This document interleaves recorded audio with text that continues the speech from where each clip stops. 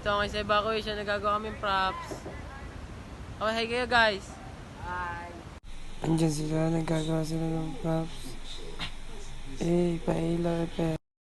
At dito naman, nagagawa sila ng props at nagdidikit para ilalagay sa ulo o headdress. At dito ay nagpatulong ako kay James para pakita sa inyo ang umiilaw naming props. At ayan ako, nagagawa ako ng sarili kong props na gagamitin para sa dress rehearsal. Dinidikit ko ang mga ilaw na iyan sa bawat gilid para dumikit at magkaroon ng liwanag sa pagsasayaw. At nga pala, magsasayaw kami pagkatapos kong gawin itong props. Papakita ko sa inyo kung paano ang aming performance. Ito na ang aming sayaw.